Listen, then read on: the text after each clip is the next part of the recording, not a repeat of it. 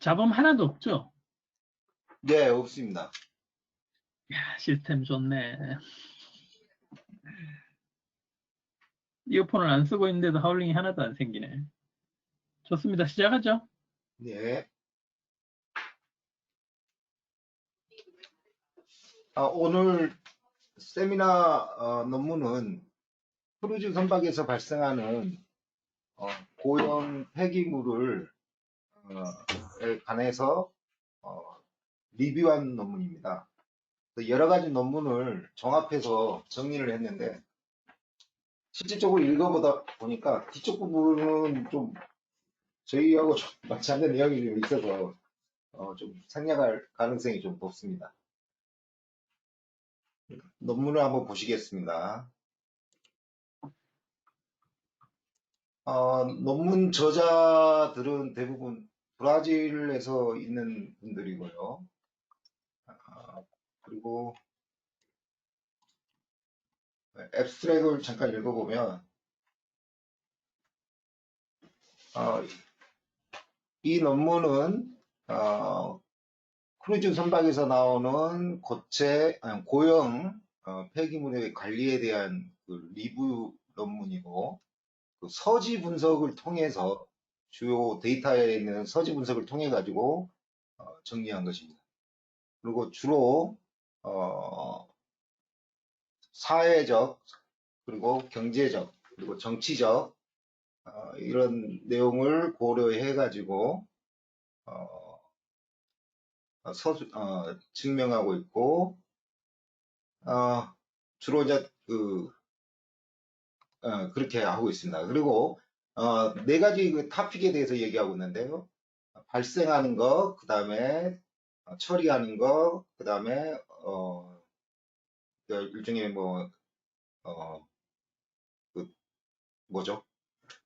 아무튼 이것도 처리하는 방식 이런 거, 그 다음에 영양 같은 이런 것들을 네 가지 토픽으로 이렇게 나눠가지고 얘기하고 있습니다. 그리고 지금 크루즈 선박의 어떤 해양 고용 폐기물에 관심이 조금씩 늘어나고 있다고 얘기하고 있고 이것은 그 관광 산업 자체가 성장하면서 이제 같이 동반되는 현상이 나타나고 저기 1990년부터 2018년까지 약 7.4%의 그 여행 객들이 같이 이렇게 증가됐다. 이런 걸 나타내고 있습니다. 그리고 이러한 성장세는 환경적이나 사회적으로 경제적으로 영향을 끼치고 좀 영향을 주고 그래서 여기에 대해서 이렇게 크루즈 선박에 대해서 어떤 연구나 이런 조사가 필요하다는 얘기입니다. 그래서 환경적으로 좀 안 좋은 영향을 준다는 얘기죠. 어, 그래프하고 그림을 좀 보게 되면 그림 1에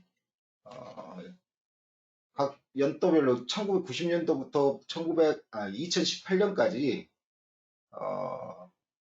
크루즈 선박의 승객이 증가하는 거와 연도별로 이렇게 나타냈습니다. 그래서 굉장히 리니어하게 나타나 있고요. 여기 수렴하는 그 선형이 0.94니까 엄청나게 리니어한 시간이 지나면서 여행객들이 굉장히 많이 늘어났다는 얘기를 의미하고 있습니다.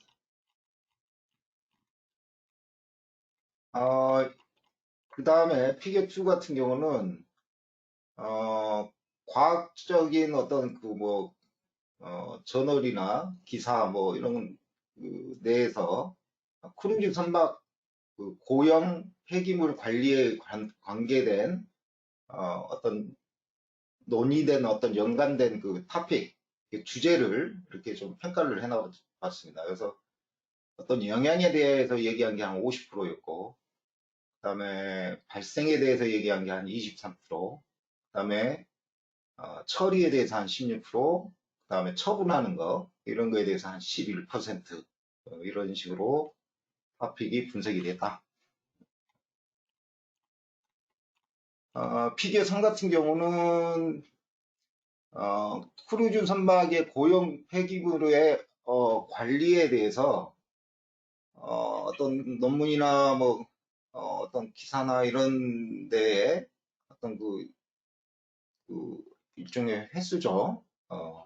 여기 뭐입니까? 논문 편수죠. 네, 그렇죠. 논문 편수, 발표된 편수, 퍼블리케이션, 저널로 이렇게 발표된 편수에 대해서 점차적으로 시간 지나면서 크루즈 선박의 그 고용 폐기물에 대해서 관심이 점점 높아지고 있다. 이걸 좀 시사하고 있습니다. 그리고 테이블이 하나 있는데요. 이 테이블은 이 논문 저자들이 여러 가지 그 논문을 추정을 해가지고 조사하고 어, 했는데 그 중에서 어떤 그 정보나 이런 게 좀 더 연관성이 있는 것들을 몇 개를 이렇게 추려봤습니다. 그래서 그 추려본 내용에 대해서 어떤 분야라든가 이 논문의 어떤 목적이라든가 이걸 좀 정리를 해놨습니다. 지금 논문이 한 7편이 있는데요. 여기 첫 번째 같은 경우는 그, 선박이 이동할 때 어떤 난류하고, 난류하고, 어, 음, 그렇죠. 난류 어떤 강도나, 그 다음에 폐기물의 어떤 분산, 이런 거에 대해서 서로 어떤 이제 관계에 대해서 이제 모델링 한 건데, 결과서는 어, 어떤 그 쓰레기의 폐기물의 양의 문제가 아니라 이게 선박의 어떤 스피드가 더 민감한 영향을 준다 이런 내용의 모델링 논문입니다. 두 번째 논문 같은 경우는 어떤 적정한 어떤 시설 그러니까 배에서 발생되는 폐기물을 받을 수 있는 어떤 적정한 시설에 대해서 그게 굉장히 필요하다. 그거에 대해서 이제 논의한 거고, 그 다음에 어떤 방식이나 어떤 그 장소, 목적지 뭐 이런 것도 거론된 겁니다. 세 번째 논문 같은 경우는 이것도 마찬가지 아니죠, 영국이죠. 영국의 사례를 들면서 어떤 그 폐기물 그 자반 시설 이런 적정한 처리 공급 뭐 이런 데에 대해서 논의하는 얘기입니다. 그리고 다음 논문은 북해에 있는 그 항구 내에 있는 폐기물 처리 시설의 어떤 수용성 이런 거에 대해서 연구한 거고 그다음에 유럽 연합의 어떤 그 지침이 되겠죠. 지침에 대해서 얘기한 거고 어떤 선박에서 발생되는 폐기물 줄이기 위한 이런 그 어떤 지침인데 여기에 대해서 좀 논의를 했고 다음 논문 같은 경우는 뭐 코파에 있는 항구에 그 어떤 그 바다에서 아니죠 선박에서 발생된 폐기물을 관리함으로써 거기에 대해서 환경적 영향을 뭐 정량적이나 뭐 어떤 분석을 한 내용이 되겠습니다. 그리고 이것은 다음 논문은 브라질에 있는 항구와 실제적인 어떤 어, 그 실제적인 어떤 구조를 비교해 가지고 고형 폐기물의 어떤 관리에 대해서 법적인 거나 어떤 규칙 같은 상태를 분석한 내용입니다. 그래서 이 논문을 중심으로 설문이 좀 아니 이 논문을 중심으로 리뷰가 좀 많이 거론되고 있습니다. 주로. 예, 그래서 이게 다고요. 네, 차근차근 내용으로 좀 넘어가 보겠습니다.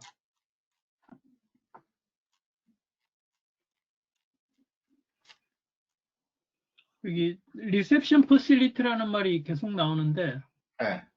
리셉션 퍼실리티는 그냥 우리말로 수용 시설이라고 흔히 용어를 다 쓰거든요. 아, 그래요. 예. 그렇죠. 네. 이 서론 부분은 어떤 그 항해에 대해서 얘기를 하고 있는데요. 바다 항해를 뭐 어떤 역사적으로 보면 새로운 뭐 생산물이나 어떤 새로운 땅을 개척하기 위해서 이렇게 진행이 되었다. 그리고 뭐 승객이 19세기 정도 되면서 범선이죠. 범선의 어떤 그 날렵한 뭐 모양 해가지고 어떤 시간이 단축됨으로써 이제 승객이 이동이 됐다. 뭐 이런 내용이 나오고, 또 뭐 점차적으로 지금 현재 크루즈 선박에 대해서 굉장히 급속하게 성장하는 부분이 되고 있습니다. 크루즈 선박이 관광 산업에 대해서. 그래서 뭐 관광객이 아까쯤에 그 그림에서 보았듯이 이게 굉장히 숫자가 늘어나고 있는 추세이다. 그래서 거의 한 7.1% 성장을 보이고 있다. 이런 얘기입니다. 연간. 그래서 여기 피기 1에 대해서 설명이 되고 거의 그 94% 거의 리니하게 통계적으로 좀 연관성이 좀 굉장히 강한 거죠. 시간이 지나면서 굉장히 성장하고 있다. 이 얘기를 하고 있습니다. 그래서 어,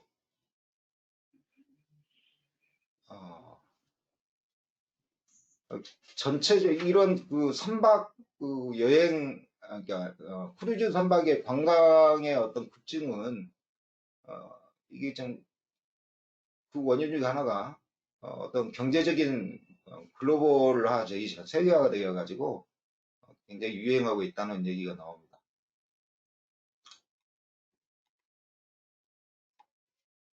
그래서 지금 뭐 굉장히 크루즈 그 여행에 뭐 굉장히 집중되는 지역이라고 보는데 캐리비안 해역하고 지중해 쪽에 그 크루즈 선박의 어떤 이동 경로가 주로 많이 되고 있다. 이런 내용입니다. 앞에 내용은 뭐 크루즈 선박에 대해서 내용을 설명하고 있습니다. 아, 그래서 지금 전체적으로 승객 그 크루즈 선박을 통해서 여행하는 그 승객의 인원수도 늘어나고 그 다음에 이런 크루즈 선박 자체도 숫자도 늘어나면서 점차적으로 어떤 환경적으로 어떤 저해를 일으킬 수 있다. 해양 환경에 대해서. 그리고 사회적하고 경제적 영향도 미칠 수 있다. 이런 내용이 나옵니다. 그래서 이런 부정적인 어떤 영향이 좀 이런 막기 위해서 자체적으로 그 크루즈 선박 내에 스테이트 오브 아트 웨이스트 트리트먼트 시스템 일종의 뭐냐면 고용 폐기물을 처리하는 어떤 그 방식들이 장착이 돼 있다. 기계 같은 장비이겠죠. 그래서 몇 단계를 거쳐서 이 고용 폐기물을 자체적으로 이제 처리를 하고 있습니다. 하지만 뭐 지금까지 뭐 거론되거나 이쪽 크루즈 선박에 대해서 이런 그 결과나 처리하는 방법에 대해서 뭐 리뷰하는 게 아직 없었다, 거의 없다 이런 내용이 나옵니다. 이분들이 이제 한 그 분석하는 방법이었는데 서지 데이터 분석 일종의 검색어로 저는 좀 생각이 되거든요. 그래서 여러 가지 검색어가 있는데 크루즈 십 제너레이트 솔리드 웨이스트 매니지먼트 이걸 통해 가지고 검색을 했다고 생각하시면 되고 이 논문의 어떤 목적은 어,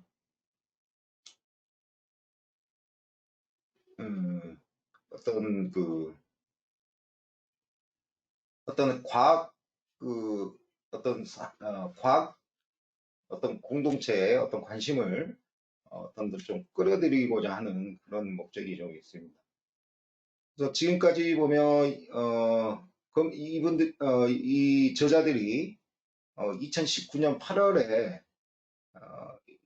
검색을 했는데 403개의 어떤 그 관련 문서들이 나왔고, 그 다음에 좀 더 세밀하게 후보군을 뽑아서 44개의 어떤 논문이 추려졌습니다.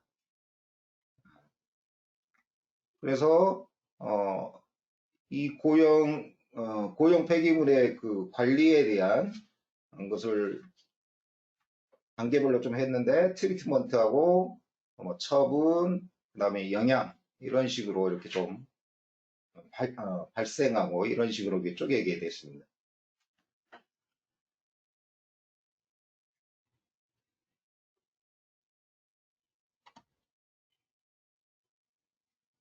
여기에 그 저자 중에 한 명이죠. 이 저자 중에 한 명이 이 논문을 쓰기 위해, 이 리뷰 논문을 쓰는 와중에도 현장에서 직접 갔다고 얘기를 하더라고요.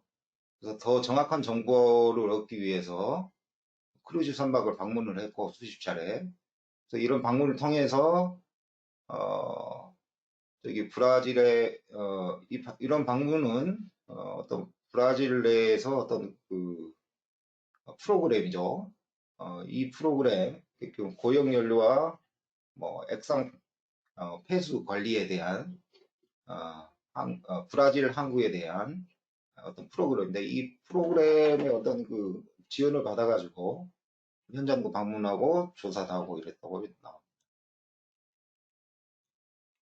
그래서 결국 선박은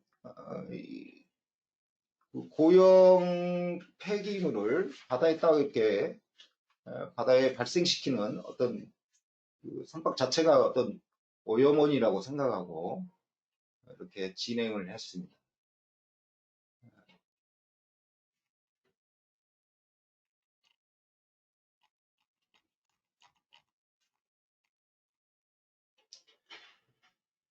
여기 같은 경우는 이제 그 크루즈 선박에서 고용 폐기물이 발생되는 거에 대해서 이제 얘기를 했는데, 크루즈 선박의 특성에 대해서 좀 설명하고 있는데요. 뭐 모든 복합적인 어떤 구조가 다 있다는 얘기죠. 뭐 음식, 뭐 숙박, 뭐 이동, 레저 스포츠, 뭐 어떤 모든 서비스가 종합적으로 패키지로 이렇게 나오는, 그래서 24시간 동안 운영되는 그런 좀 특징이 있다.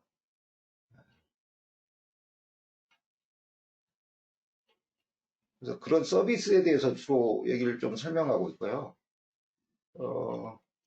그리고 이제 뒤에 보면 모든 이런 복합적인 그 서비스이기 때문에 크루즈 선박에서도 결국 가서는 모든 타입의 폐기물이 발생하고 있다.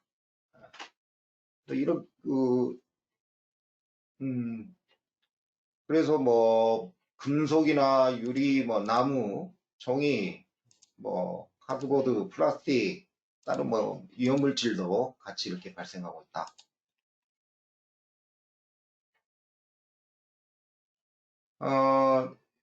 이 크루즈 선박에 대한 발생되는 그 폐기물에 대한 그 관련 문헌이 거의 없는데,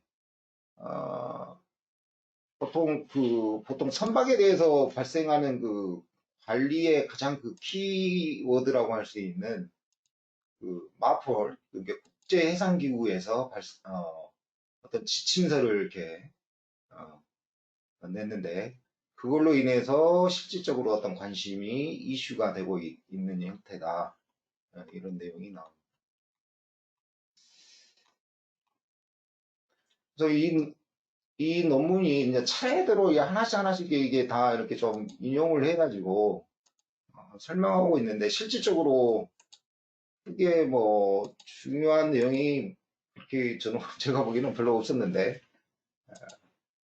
요거 같은 경우는 조금 한번 유심히 좀 볼 필요가 있다고 좀 저 생각은 유추가 됩니다. 이게 뭐냐면 그 크루즈 선박에서 발생되는 어떤 그 고용 폐기물의 양을 어떻게 추정하는 방법이었는데, 이 추정하는 방법의 어떤 추정해 통계 프로그램으로는 아노바를 뭐 사용했고, 뭐 이런 저런 얘기 나오고, 그 다음에 이제 형태학적으로 이제 결과적으로 보니까 일반 폐기물 형태가 한 62% 정도 되고 플라스틱이 한 26% 정도 나오더라. 그리고 유기물질이나 음식물 뭐 찌꺼기 이런 것들이 한 11% 정도 이런 식으로 나오더라. 이런 얘기 나옵니다. 그래서 이거 좀 추정하는 방법에 대해서는 좀 궁금하긴 합니다. 그리고 음,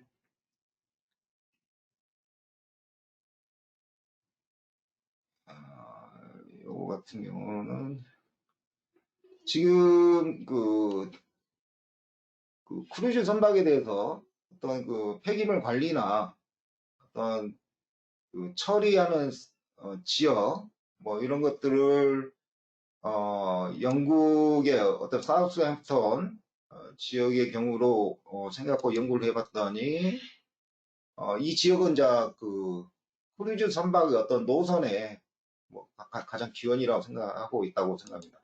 예, 한다고 합니다. 네, 이런데 여기에 대해서 이제 연구를 했더니 모든 크루즈 선박이 엄격하게 지금 폐기물을 줄이는 프로그램을 다 따르고 있고 그리고 그 항구도 적정한 폐기물 관리 시설 같은 것들을 제공하고 있다. 이런 내용, 이런 어, 연구를 한 결과였습니다. 그리고 유럽 같은 유럽 연합의 항구 같은 경우는 지금 모든 선박이 관세 비슷한 이런 세금을 냈는데 그들이 뭐 고형 폐기물을 이렇게 항구에다 내려놓든 안 내려놓든 무조건 항구에 이게 입항이 되면 그들의 관세를 이렇게 관세를 내야 된다고 나오고 있습니다. 그리고 그 기준이 얼마를 내야 되느냐 그 기준이 그 어떤 선박의 사이즈 크기에 따라서 되고 그 어떤 고형 폐기물이 발생되는 그런 양에 대해서는 전혀 무관하게 무조건 선박의 크기에 의해서 진행되고 있다고 합니다.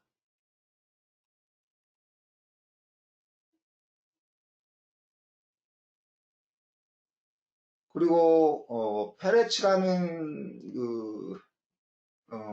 연구자가 연구했는데 그 오일 관련해서도 이제 이분이 크루즈 선박에 대해서 이제 영향의 어떤 연구를 했는데 결국 가서는 이 양반이 연구한 내용은 오일 오일의 발생량이 주요 원인이 어떤 배 선박의 크기고 그리고 반면에 고형 그 폐기물은 어떤 인원수가 되겠죠. 선박의 인원수에 연관이 가장 깊다. 이런 얘기를 했다고 합니다.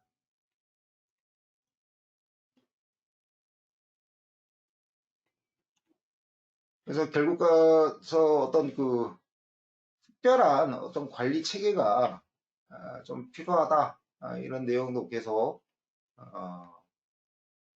필요합니다. 그래서 크루즈 선박의 어떤 고형 폐기물 수집하고 저장, 처리, 어떤 터미널 같은 게 필요하다. 그런 내용이 나오고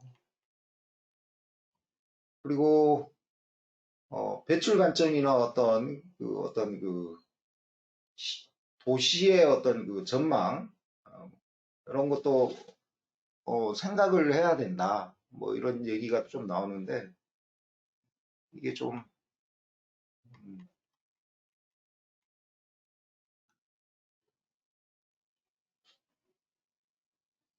이 부분은 이제 크루즈선에서 폐기물이 발생한 걸 처분을 하는 건 결국은 이제 그 쓰레기를 내리는 도시인 거잖아요. 그렇죠. 그러니까 당장 우리나라만 해도 쓰레기가 지금 현재 도시에서 발생하는 쓰레기들도 처리하기 굉장히 힘든데 작은 뭐 카리브해의 도시라든지 이런 데는 폐기물 처리 시설 자체가 아주 열악할 거잖아요. 네. 그런 상황에서 크루즈십에서 나오는 쓰레기를 처리를 하는 게 그 도시에 굉장히 큰 이렇게 부담이 되고 그게 어떤 사회 경제적인 문제를 일으킬 수 있기 때문에 여기서 퍼스펙티브는 이제 어떤 도시의 관점, 예, 그걸 처분하는 도시에 어떤 영향을 주는지에 대한 고려가 필요하다라는 부분이 지금부터 이제 쭉 나오는 거죠. 예, 맞습니다.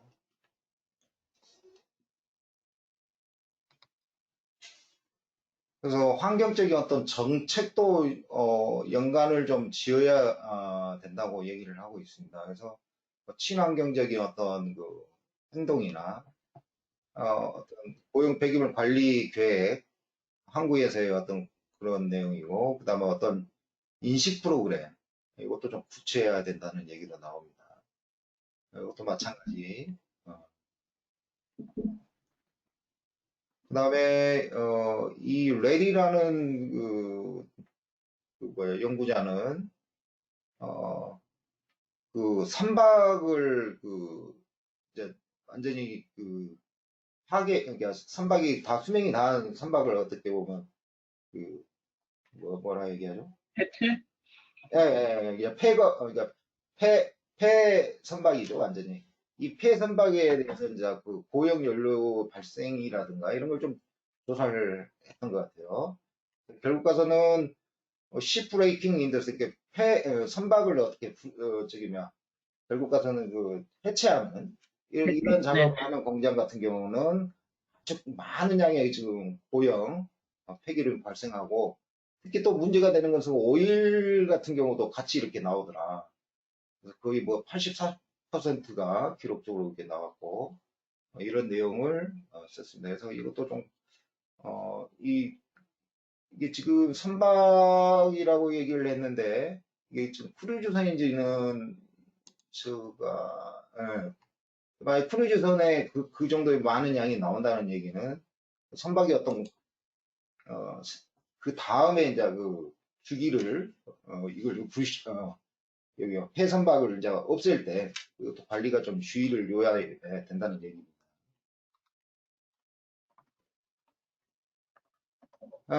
여기 이제 고용 연료 아니 고용 폐기물의 어떤 처리에 대해서 얘기하는데 어떤 방법이나 운영 뭐 적정한 기술 뭐 이런 거에 대해서 얘기를 하고 있습니다. 그래서 전반적으로 저기 모든 선박이 웬만하면 어떤 그런 절차를 받고 있는데 여기 어, 어, 그래서 이런 고용 연료를 처리하는 어떤 방법의 어떤 원인은 어, 이 이제 첫 번째 원인이라고 생각하면 됩니다. 어, 그 공간, 공간을 어떻게 적정하게 좀 어떻게 할 수 있느냐. 그 다음에 볼륨을 좀 줄일 수 있느냐. 그 다음에 비용을 어떻게 하면 좀 더 줄일 수 있느냐. 어떻게 어떤 폐기물 처리겠죠. 그래서 그런 기술들이 대부분 음식물 같은 경우는 드라이를 시켜가지고 분말로 이렇게 만들어갖고 이걸 패킹하는 방법을 좀 하고 있고. 그 다음에 종이나 캔 같은 경우는 압력을 가해가지고 부피의 어떤 양을 줄이는 경우가 있고, 기술이 있고. 그 다음에, 유리 같은 경우는, 이걸 그라인드, 이렇게 깨는 거죠. 깨갖고 그라인드로 아주 작은 크기로 이렇게 해가지고 포장해갖고 보관하는 경우. 그 다음에 유독 물질 같은 경우는 태워서 소각해가지고 배 안에서 이렇게 해서 소각하는 경우가 있고, 그 다음에 재 같은 경우는 다시 패킹해갖고 이걸 저장했다가 육상에 도착하면 거기서 이제 하역해서 버리는 처리하는 이런 시스템이 있다는 얘기를 하고 있습니다. 요것은 좀 전에 얘기했던 아까 테이블 1이었죠. 테이블 1의 이야기가 똑같습니다. 어떤 배에서 만약 이동하면서 어떻게 어떤 난류하고 어떤 폐기물하고의 어떤 상관관계에서 배 스피드가 이걸 더 확산시키는데 더 더 민감하다 이런 내용이 나오고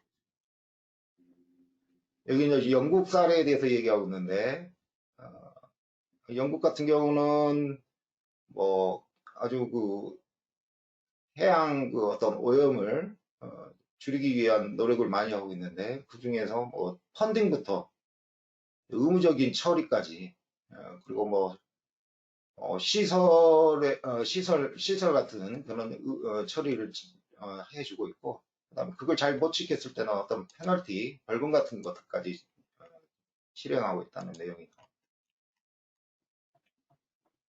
여기 같은 경우 타리프 이게 관세 시스템인데 그릭이죠. 그릭포트에 있는 데서는 디파짓 리펀드 프레임워크라 해갖고 한국에 접안했을 때 어떤 그 일정의 그 돈을 줍니다. 돈을 주고 거기에 대해서 이제 자기들이 그 선박에 있는 해양 쓰레기 고형 폐기물을 적절하게 처리하고 그 그 관세의 일부분을 다시 받아가는 이런 그 구조를 운영하고 있다. 이런 내용이 나오고 있고.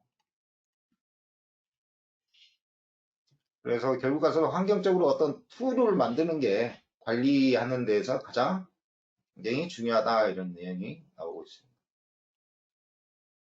ESPO라고 유럽 바다 항구 연합회가 되겠죠. 여기에서 뭐 에코포트라 해가지고 이런 데에 대해서 이제 신경을 쓰면서 고형 폐기물에 대해서 어떤 식으로 관리하는지 아이디어도 공유하고 어떤 방법이나 툴 같은 경우 뭐 이런 것들을 개발하고 뭐 개선하고 있다고 얘기합니다.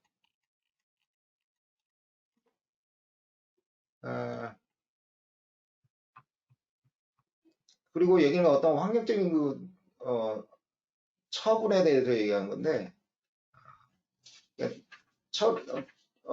육상에서 처리 안 되고 버려지는 것들이 어떤 더 위험하다 환경적으로 인간에게나 환경적으로 그런 내용이 잠깐 나옵니다. 그리고 여기 같은 경우는 어떤 선주가 되겠죠. 선주가 결국 가서는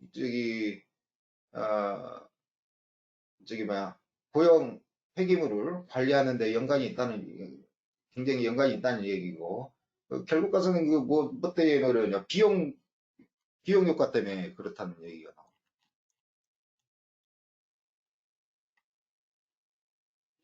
그리고 여행 일정에 대해서 이게 스태틱 정적이냐 아니면 다이나믹하게 목적지가 바뀌느냐 뭐 이런 내용도 좀 나옵니다. 그래서 그거에 따라서도 어떤 그 고용 폐기물의 그 방식이 좀 뭐 어떤 항구를 접하느냐 뭐 이런 거 되겠죠.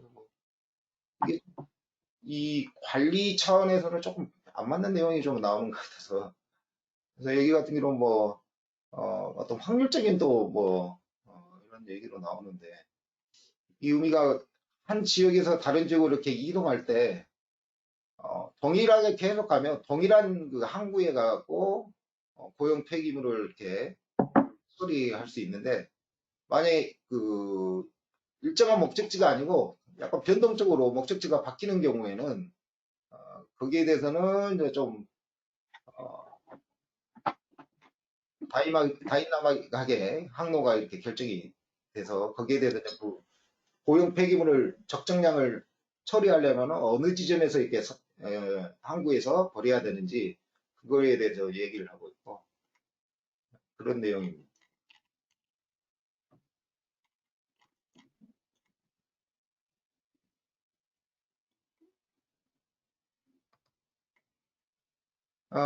여기 보비라는 사람은 이 연구에서 데이터 이벨로트 어널리시스를 통해 가지고 어떤 분류나 재활용, 플라스틱의 재활용 이런 배에서 발생하는 이런 재활용되는 어떤 평균 효율을 했더니 뭐 한 24% 정도 이렇게 되더라.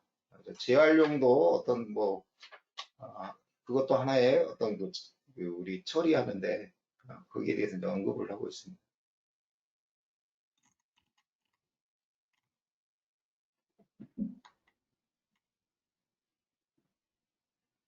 어, 이 고용 연료를 차지하는 데 대해서 결국 가서는 어떤 환경적인 어떤 이슈나 그리고 처분하는 비용의 어떤 감소를 경제적인 그 어떤 관점에서 이렇게 생각하면서 이렇게 크루즈 선박이 처리를 하고 있다. 이런 얘기. 그래서 여기는 이제 사회적 분야를 얘기하고 있는데 결국 가서는 사회적 분야도 비즈니스 관점에서 이렇게 생각해가지고 이렇게 접근한다 이런 내용으로 여러 가지 예시가 좀 있었고 그 다음에 항구하고 환경하고 어떤 연관에 대해서 이것도 이코노믹 부분인데 결과서는 대부분 돈에 대해서 얘기를 많이 하고 있습니다. 결과서는 크루즈 산업 자체가 돈과 연관되기 때문에 그리고 여기 버뮤다 지역 같은 경우는 여기 같은 경우는 여기 보면 50%의 방문객 이상이 크루즈 선박에 대해서 이제 하고 있는데 9%의 어떤 수익이 난다는 얘기죠. 근데 결국 가서는 그 산호초 있죠. 산호초에 부정적인 영향이 있어서 경제적으로 별로 낮은데도 불구하고 이런 강한 그 어떤 그 저기 뭐냐 데미지가 환경적인 데미지가 된다는 얘기가 나옵니다. 근데 이 부분 내용들이 뭐 크루즈십 폐기물 관리하고는 관계없이 예, 맞습니다. 크루즈십 관광 자체가 이제 산호초에 미치는 영향을 통틀어서 다 얘기를 하고 있어가지고 예, 맞아요. 좀 황당하죠. 그 앞부분은 그래도 좀 관련이 있다고 있었는데 이 6번 네, 여기부터는 여기 대부분 그냥 두리뭉실하게 다 이렇게 얘기를 해가지고 어떤 네, 언제 나오나 해도 끝까지 안 나와. 대부분 다 정책적인 문제가 되는 뭐 정체가 그러니까 이게 크루즈선 폐기물 관리가 아니고 그냥 크루즈 산업 자체의 어떤 사회환경 경제적인 논의로 다 가버렸어요. 맞아요. 그 실제로 이걸 읽으면서 뒷부분은 그렇게 뭐 크게 와닿는 부분이 별로 없어요. 네, 예. 그래서 뭐 여기 좀 생략을 좀 해도 될 것 같습니다. 예. 좀 네. 여러 가지 사례는 뭐좀 있는데 뭐 이게 중요한 내용이 아니라 어. 아니, 그래서 심지어 끝까지 가도 예, 이게 크루즈선 고용 폐기물 관리와 관련된 내용이 안 나와요. 예, 맞아요. 정확한 내용은 안 나오고 이 저자들도 어차피 서두에 얘기했듯이 크루즈 선박에서 그 오염 폐기물에 관련된 검색을 했는데 많지만 실질적으로 적용될 수 있는 것도 별로 없더라 이런 얘기가 나오니까 아마 그래서 좀 내용이 뒤쪽에 가서 이렇게 좀 방향을 좀 바꾸지 않았는가 전반적인 내용 그 생각도 좀 듭니다. 이상입니다. 예, 네. 질문이 있으신 분 네. 계실까요?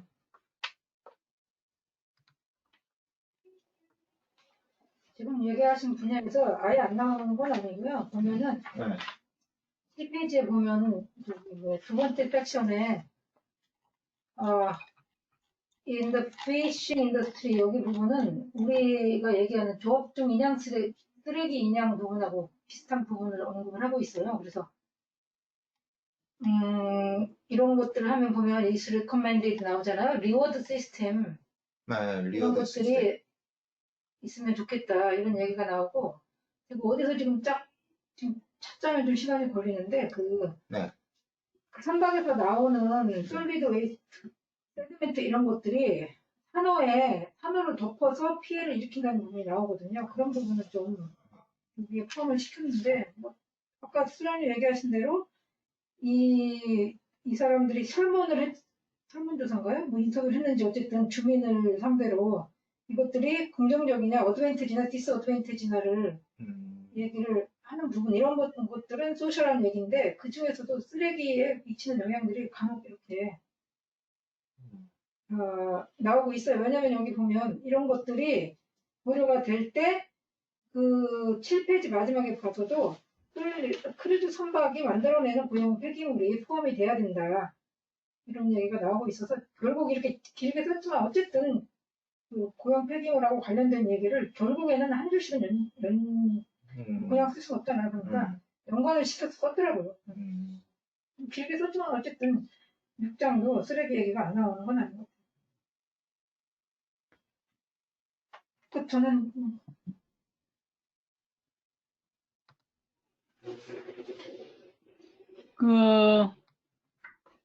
그냥 제 화면으로 공유를 할까요? 네.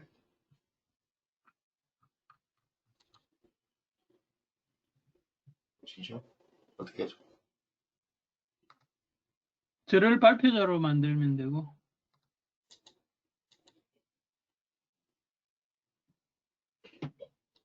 보이시는 거죠? 예. 제 화면 보이죠? 네. 이게 방법에, 이게 리뷰를 하면 이제, 비블리오그래픽 데이터베이스 서치를 하면 어떤 데이터베이스를 썼는지 되게 밝히잖아요?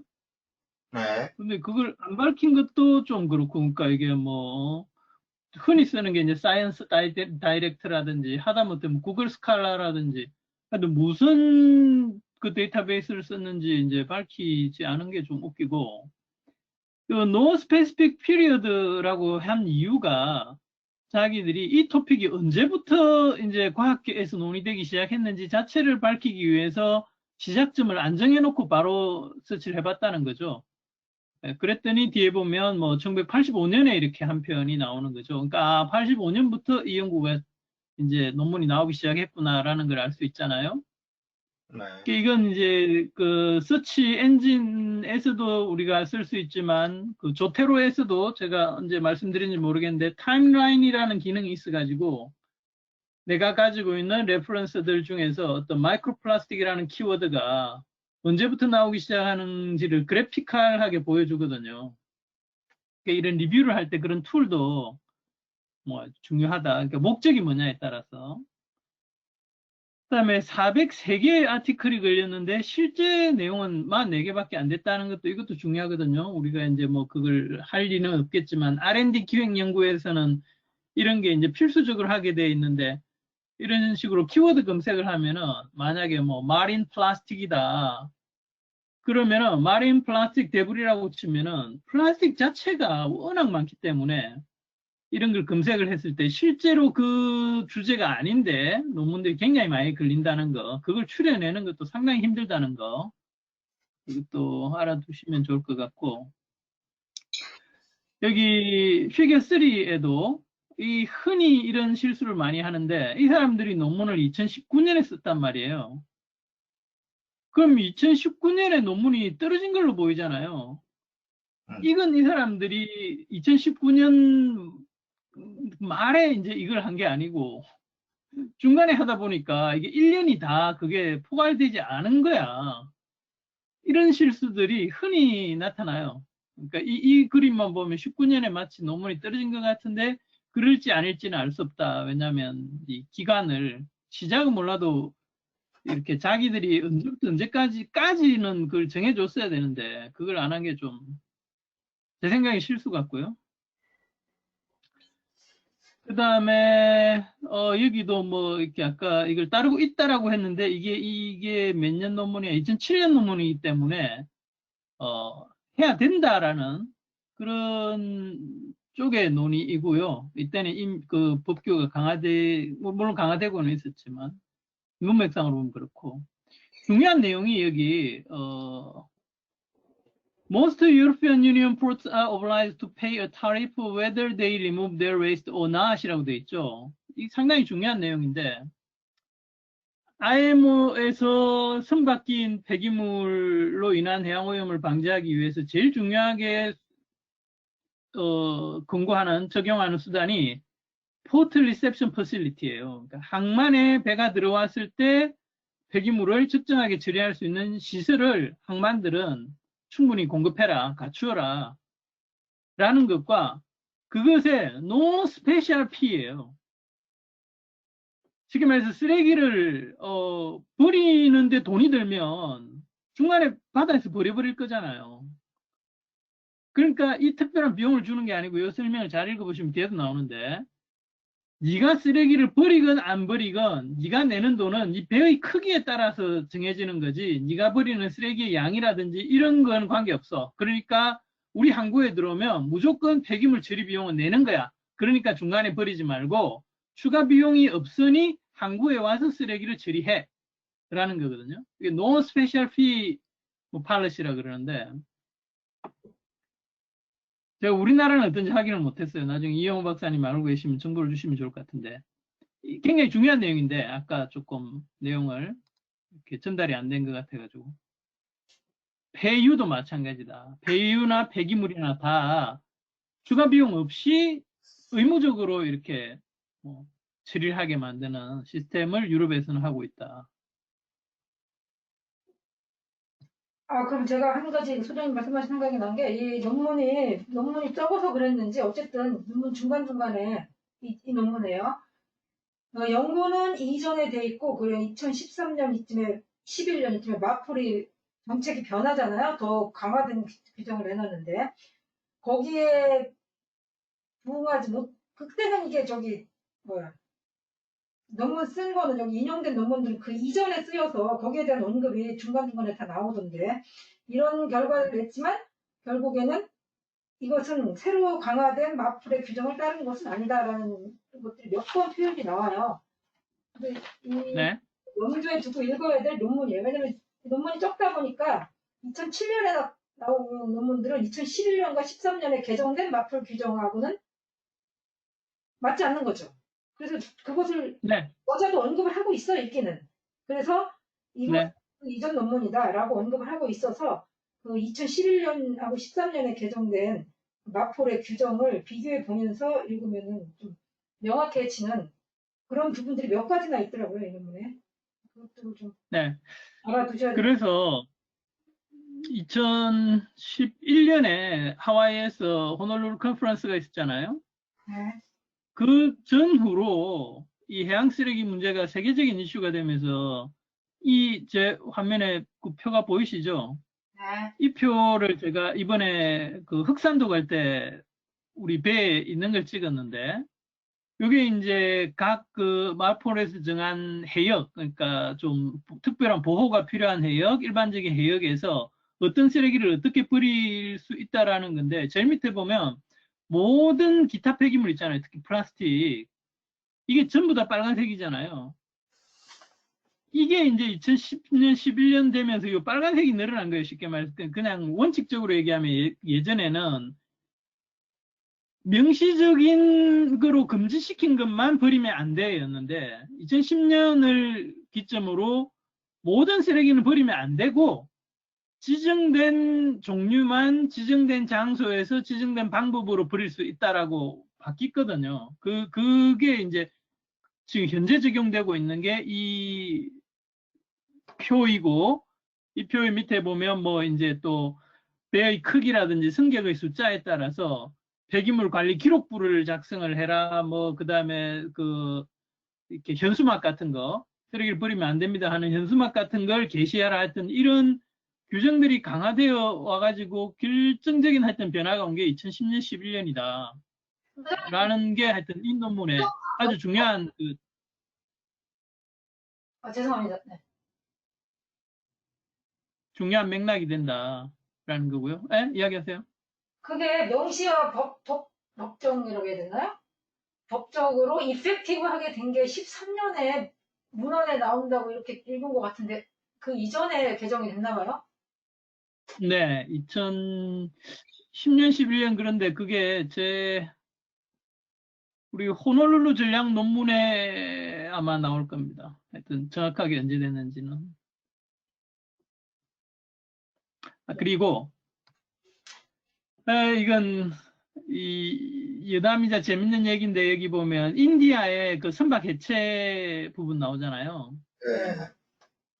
근데 인디아나 방글라데시에는 선박 해체 시장이 엄청난 일종의 그 생산 공장이거든요.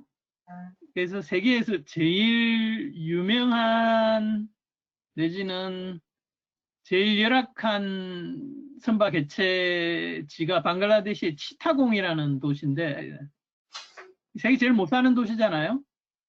그러니까 여기에 들어오는 배들은 방글라데시의 이 선박 해체 회사는 방글라데시의 삼성이에요. 왜냐하면 이 선박들에는 냉장고, 에어컨, 뭐 온갖 가전제품이 다 들어가 있는 거야. 그러니까 이 사람들이 아무런 보호 장구도 없이 이 맨몸으로 이 선박을 해체해가지고 여기서 나오는 가전제품이나 이런 걸 팔고 있고, 하여튼 방글라데시는 이 선박 해체에서 나오는 그런 가전제품 같은 게 최고 좋은 제품들이고요. 그런데 굉장히 열악하고 이 다큐멘터리를 한국 사람이 찍은 게 세계적으로 유명한데 이제 기회 될 때 한번 보세요. 네. 네, 여기까지 할게요. 그럼 간단히 그냥 수랑님이 이거를 잘 아실 수도 있어. 스토캐스틱 분석하고 얘기가 나오잖아요. 아니 뭐 길어지는 얘기인데. 네. 베이시안? 이거 논문 읽으면서 궁금해서 찾아봤는데 그냥 뭐 나중에 여쭤볼게요. 그 방법에 대해서 얘기하면 길어질 것 같아. 통계 분석 네. 방법 이게 세 가지인가 제가 재밌는 게 있어서 그 베이시안하고 스토캐스틱하고 하나 더 나오는데 하나가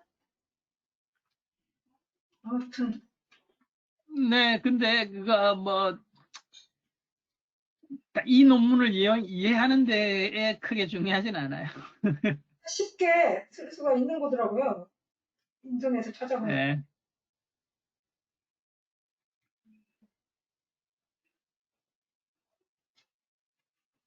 전 질문 없습니다. 다 이상. 네. 다른 질문 있으신가요?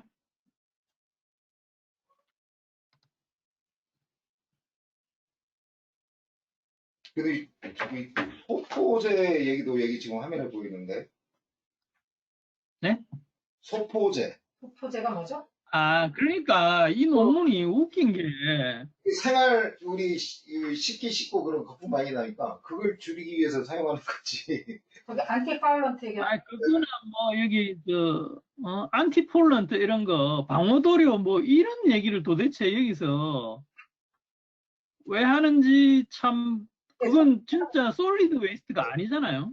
소포제로 나는 해석을 했어. 그런데 이 논문이 뒷부분에 가면은 마치 우리나라 뭐 환경단체 뭐 하는 것 같아.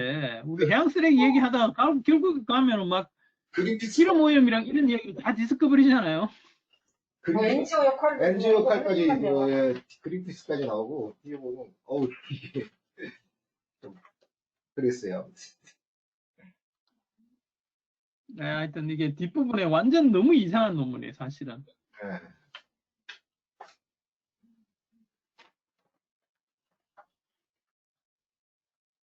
네, 이 정도 할까요? 예.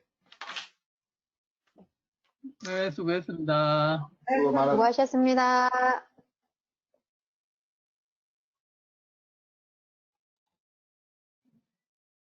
저 그냥 끄면 되죠. 요걸 꺼야 되나? 좀 나눠주세요.